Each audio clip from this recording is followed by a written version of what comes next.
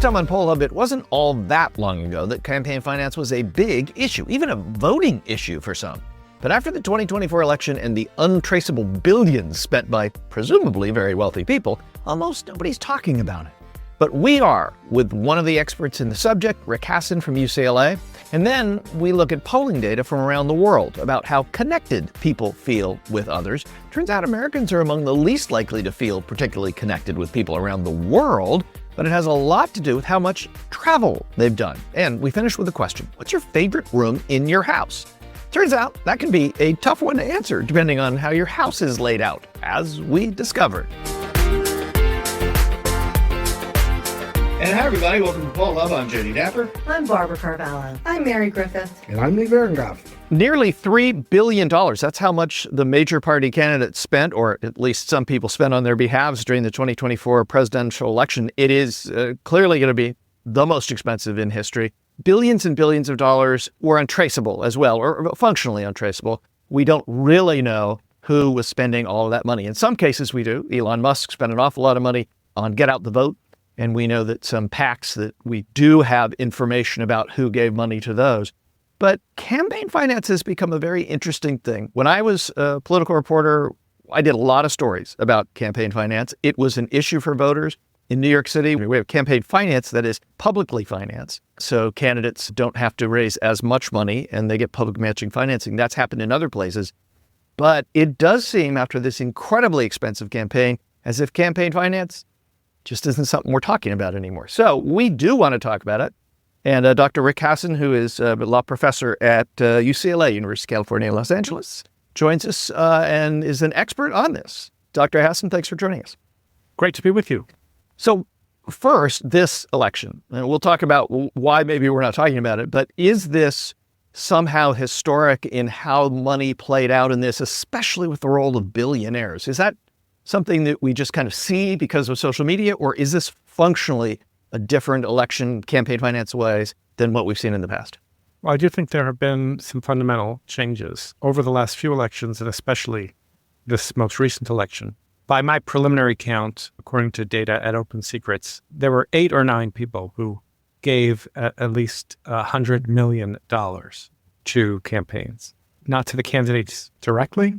We're talking just in federal elections here, but to outside groups, most commonly, but not only super PACs, to influence elections. That scale of giving is unprecedented, and the top 7 of them were all giving on the Republican or conservative side. So that is something different. I think the biggest giver when I looked, this is now 2 weeks ago, was Michael Bloomberg on the Democratic side. And he was below 100 million, just kind of pocket change, I guess. And the Elon Musk situation, where he contributed north of $250 million, that is a record. And of course, he's gotten unprecedented access. When do you know of a campaign contributor or spender who has gotten to basically move into the president-elect's abode and then gets an office right near? I mean, that is just unprecedented access. And you could say it's a coincidence and he would have gotten it anyway. Don't know. But that's a huge difference. It's not just the amount of money being spent on elections, it is the concentration of wealth. And then the other factor is much more activity in terms of campaign spending and influence is moving online, not social media, but to podcasts. The rules for tracing money in campaigns are different for online and what has to be reported. And so I think we're getting less of a full picture than we used to, and not just because the campaign finance reporting rules are kind of weak, but also because they are especially weak with online activity, and that is where campaigns are. Yeah, I find that I've been at the teaching business. This is my 50th year. I'm afraid to admit, but so I tried to keep that out, Lee. That makes me old enough to remember things like Watergate and how we reared up against the influence of money in politics as a result of some of that, which now seems like child's play by the standards and the information that you're sharing with us. So clearly our appetite has waned for, controls. And I think the argument, and correct me if I'm wrong, but it used to be after that and Citizens United that, sure, I'm getting a lot of money, but, this does not influence my opinions on things, Yeah, everyone, we have so much small donors and 80 some percent are small donors or whatever it is. So you offset that a little bit and then you move on. Has Donald Trump broken that rule with the fact that he has the so-called billionaires cabinet? Because it's beyond Elon Musk. This is like probably the wealthiest cabinet we've ever had, and probably people who's given more money than ever before. So is the argument for the last several decades no longer take hold? You don't even have to explain anything anymore. It's sort of a rhetorical question, but you can react to it if you like. Well, I don't know that we can say much about whether Donald Trump has set a trend or it's a Trump-specific phenomenon. That's true about so many things. But let me just back up to your point that there's no public appetite for campaign finance reform. I think that's wrong. Okay. What basically happened is this. The public still thinks that there's a lot of corruption, a lot of inequality in how our elections are funded. But the Supreme Court has essentially deregulated the system. We have the worst of all worlds. We have the illusion of regulation. Right, so you still can't give more than a little over $3,000 directly to a candidate for office. You can give, as we talked about, hundreds of millions of dollars so long as you use a shadow campaign. The Supreme Court has made it so porous, the campaign system, that, why support some limits when the rest of the limits are so easily circumvented? And so I think the Supreme Court has put us in this position where the only kind of regulation that potentially could have any teeth right now disclosure, and even that the court has cast doubts on. So I think it's inevitable. The other thing I would say is that for those of us who are in the field of election law and democracy, we've had bigger fish to fry than money in politics. We've been worried about peaceful transitions of power. We've been worried about, can we continue to have losers' consent where we hold elections and people accept the results as legitimate? So it's kind of a five-alarm fire. And I think with the Musk spending in particular, that the public's attention is being renewed on this. And just one last point, which is, when have we gotten campaign finance reform? We get it after a scandal. We got it in the 1970s after Watergate. Yep. We got it in 2002 in McCain-Feingold after Enron. I'm going to go out on a limb and say within the next few years, we're going to have a big scandal involving money in politics. And the public's appetite is going to get stronger. Question whether they can do something given what the Supreme Court has done, but I think this is an issue that will move back to the front burner. Yeah, so I think your point's well taken that in a sense, the public has had the rug pulled out from under them rather than that they've lost interest. So I think that's a point well taken. So, and that's backed up by polling. There was a Pew poll in 2023, and 72% of Americans said that there should be limits on the amount of money that individuals or organizations can spend in political campaigns. But only 11% in that same poll agreed that money was the biggest problem in politics. So it is kind of that, I guess, chicken and egg thing, right? I do wonder, though, so if there's still an interest in that and maybe some sort of scandal triggers that, one of the things that you noted is that Mike Bloomberg was one of the biggest donors, donates to Democrats. This is a little weird in the Trump era here, where there's all these billionaires and a lot of those billions were spent on Republican conservative candidates. This is really a partisan thing. This really does cross the aisle. Is that simply because if you don't battle on this battleground, you're never going to win? Is that a fair argument? Well, so if you look at the general public, I think that there's support among Democrats and Republicans for limiting money in politics. There's certainly a belief that the system is not working correctly and that the wealthy have too much influence over our politics. At the elite level, the rhetoric of Democrats is for campaign finance reform, and the rhetoric for Republicans is against it. I think at the elite level, though, behind the scenes, there are some Democrats who just think that we should have a deregulated system. And in fact, there was some Democrats who fought to make the system less regulated in the past. So if you look at the most recent data, I don't know that the left can keep up with the right, can make up for, the skew. But it's hard, and you're a journalist, it's hard to tell a campaign finance story in a way that's compelling. It's like talking about redistricting. Eyes glaze over. And yet so much power rests on how these technical things happen. And so getting the public interested, that's why I say scandal tends to drive these things, because people demand that something be done when, things just seem intolerable. I don't want to sound too cynical, but what would constitute a scandal in an age where we think so much has gone on that could even have involved selling of secret papers to foreign governments for personal gain? And that seems to, or would that go under the headline of maybe this is Donald Trump, and post-Trump, we are going to, have this kind of strong arm techniques or bully pulpit or whatever you want to call it. It's hard to predict the future. It's hard to explain the past. I don't know. I mean, if Watergate happened today and people actually believed it happened, I think they'd be outraged. The problem is more that they wouldn't believe it, that there would be enough of a disinformation machine to make people think that didn't happen. It was Antifa that broke into the Democratic National Committee headquarters. That's right. It's raising so many interesting thoughts. And it just seems like, one thing I've thought about over the years, and I know this is counterintuitive, but if I have $1 zillion, why, like Elon Musk or Michael Bloomberg, why am I spending so little? And I know that sounds ridiculous, but what they're spending is still a tiny part of their financial empire. So Sure. Why? What are the brakes on them not even spending more? Right. Yeah. So I think a lot of it is psychological. So you can go back not to Citizens United, but to a case called Buckley versus Vallejo in 1976, where the Supreme Court said that individuals could spend independently whatever they wanted, human being individuals, not corporations, could spend whatever they want. And yet it didn't happen, in part because there was like an embarrassment factor. People didn't want, if you did that, your name would be on the ad, say paid for by Elon Musk or paid for by Michael Bloomberg. It was after Citizens United and after some follow-on cases, including something called Speech Now in the D.C. Circuit, where you could give the money to a super PAC. And even so, there was still some holding back. I think you're right. And Elon Musk has now broken the bank. And let me point out that both Musk and Nicole Shanahan, who was Robert F. Kennedy Jr.'s running mate, she's a very wealthy person too, they both threatened super PAC money primaries against anyone who would vote against Trump's nominees for the cabinet. Shanahan's case, a vote against RFK Jr. And so I think that any reticence that we've seen in the past is maybe gone. And I think that bodes poorly for the future.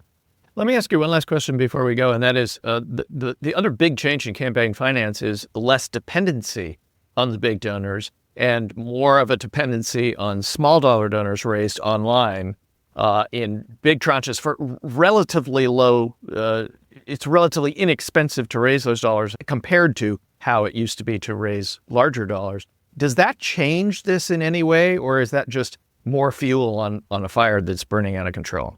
Well, there are both more large donors and more very small donors because, as you say, it used to not be cost effective. To do direct mail to try to collect $10 would not be worth it because it would cost you $20 to get that mailing out.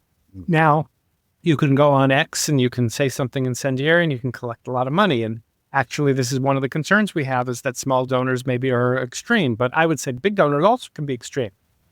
It's, think about someone who's middle class, thinking about giving $100, or someone who's even like upper middle class, or, should I give $1,000 to my member of Congress? Like that is now less important.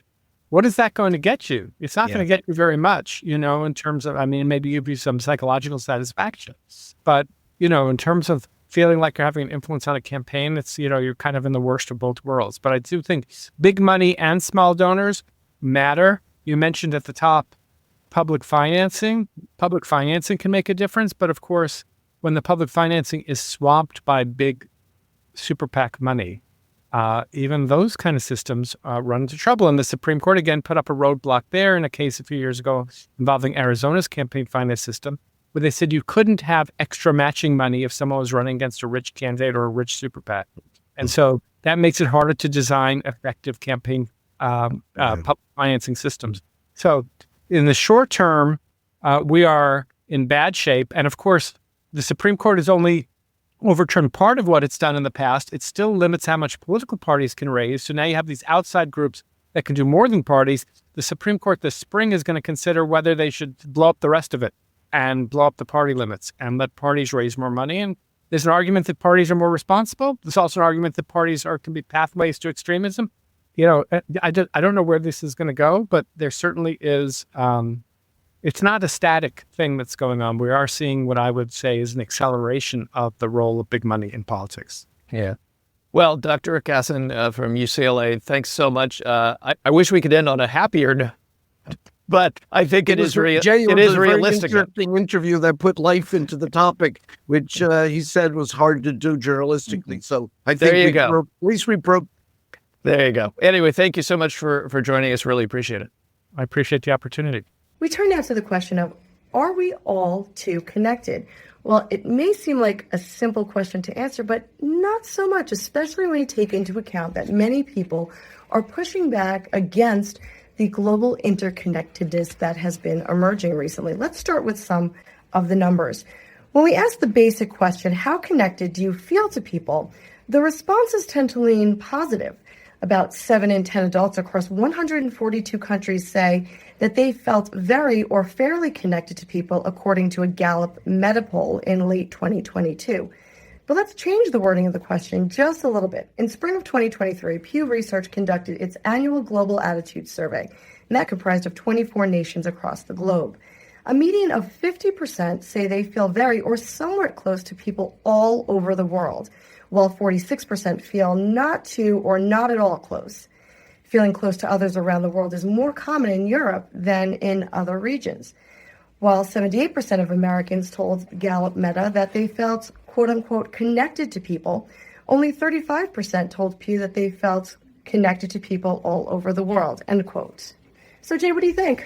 So what's interesting about this is that we are so interconnected because of the internet now. It's so easy to be everywhere in the world. And, you hear about people making friends, like gamers, for instance. Their best friend may be somebody in Norway and they live in Kansas or something. But what this seems to suggest is that we don't necessarily feel all that directly connected to people around the world. We feel, and it makes sense, and we feel more connected to people close at home. I don't know what it says, though, about whether technology has made a difference in that, compared to how it used to be. Well, let me use my horse experience for a second. I either have to bring in horses or ice cream. Or ice cream. Into every Just conversation. remember that the winner of the baseball is the World Series. That's I true. bring in baseball and everything. You can bring in horses. That's right. So, so in terms of connectedness, if you were learning about horses, back in the dark ages, when I was a kid, you pretty much stayed within your own community. In other words, where were did you have horse farms or boarding farms, close by? And the likelihood is, if you were lucky enough to have some kind of training facility near your home, that's where you went. There was, perhaps one. If you were lucky, there might be more. But you stayed pretty much within your community. And that's how you learned about horses. That's how you learned about riding and training. And there wasn't this sense that there were other ways of doing it. Well, now I can talk to people and connect with people literally all over the world and find out not only about their training techniques, their riding techniques, the issues that they have. And there's an entire community that you can connect with and information that can flow among people. Now, does it make people feel more connected? I think within the communities that we have carved out for ourselves, yes. Because we see that we have similar issues, we see that we have similar questions and struggles, and we have a lot more ability to figure out solutions to some of those problems when dealing with, training and riding horses. So in that sense, I think that we are very connected, even if we don't think about that. I know that sometimes I actually have to stop and look at, well, where is that person in the world that made that comment? And I can be startled to see that they are in a place that my social media platform has actually translated their answer, and they actually never answered me in English. So I am old enough to remember that when television came on the scene, it was going to connect all of us, and it was going to be a great educational platform. So if I'm hearing you correctly, because obviously TV didn't quite deliver on its promise, sort of like we could then all watch the news at night if we want to, or all watch a sporting event even today. But I wouldn't think that necessarily connected to us. We're kind of passive in that way. But you're saying that this is actually almost like accomplishing for a niche group what TV was promising for all of us. Well, I have 2 points to why I think some people might feel not so connected is because when I think of COVID and how our students had to go onto a virtual classroom, we heard from students that as much as they were able to function and to do well in an asynchronous platform in some cases, or even just being on Zoom and being not in the same physical space, they did crave that connectedness of being in the same physical space. One of the interesting findings in both of these studies is the fact that international travel is very much linked to your attitudes about international connectedness. And I think particularly when we come to social media, I think the ease with which some people may be able to connect more with people from other places and spaces is because they have had that kind of international firsthand experience. I think you're right on, Mary, that there's just so much that we can gain from the virtual connectedness that many of us have that can't match that firsthand experience of actually visiting or living in different places. Right. Okay, so let's take a look about what's going on here in the United States. In December of 2023, 90% of Americans told IPX that they plan to travel in 2024. And 85% said they plan to travel out of state, while only 38% said they plan to travel internationally. And when that same survey asked Americans to rank their top travel destinations, well, it wasn't very international. Florida, California, New York, Nevada, Japan. Yeah, Japan's not quite a state Not yet. quite a state yet. But one never knows. Yeah, and so it's interesting that we talk about international travel being if people have traveled internationally. We have a bunch of students here, for instance, who travel internationally. This entire segment was put together by a student who's traveled extensively internationally. So he's very interested in this, and then yet you get Americans who haven't traveled, like we just suggested here, don't travel very much, and they don't think about this. One of the places this always comes back to, at least in my mind, but I studied and covered politics forever, is international aid. And we know from Poland forever that foreign aid is almost never a leading issue among voters. And part of that comes out in this too. Respondents were asked all over the world in some of these polls. In the Pew poll, for instance, 24 countries, what do you think about international aid? Should we focus on international aid? Not just in America, but in countries around the world. 55% across in a median. This is a little tricky because you're talking about 24 countries, but 55% across 24 countries said we should concentrate on problems at home. Make America great again, right? Make France great again. 55%. But it's different in the U.S. We were the lowest of any country. Only 15% thought that we should focus on our own selves over international. And I was just wondering, this is not new, Lee, this idea that foreign affairs and foreign aid and this concentration on overseas, we've been through this throughout our politics, a little bit at ebb and flow. Mainly at wartime do we think about foreign. When we're not at war, Americans barely ever think about it. Yeah, and right now, of course, we're in a, for lack of a better phrase, a more isolationist period. This is the borders. We're looking connected to immigration policy, but the whole thing is turned inward. One of the things I find interesting in this, and I'm going to find out later today in my assignment for my political communications class, the first thing I gave them was to listen to John Kennedy's 1961 inauguration and listen to Donald Trump's earlier this January inaugural address. And the difference, of course, is in the Kennedy case, he's talking about an international community, a global connection, and all those things on that side of the ledger. And Donald Trump, of course, is talking about pragmatic. We're not, we're not hearing like Peace Corps or Alliance for Progress out of them. We're going to hear about, borders, immigration, and doing something with manufacturing, the economy, what have you. And to a large extent, that's what people wanted from him. I'm very curious to see how the students react because they are, as you indicate, travelers. Right. So my guess is they're going to say that Kennedy has a Boston accent and Trump does not. Although I have one student who does a great Trump accent, I'm going to do my Kennedy to his Trump. Oh, good. That could be very entertaining, Classly. Okay, fun fact time it is. And this is a survey that was done in 1991 for Lifetime Television, which was provided to us from our friends at the Roper Center at Cornell University. And the question of a national adult audience was, which is your favorite room in your house?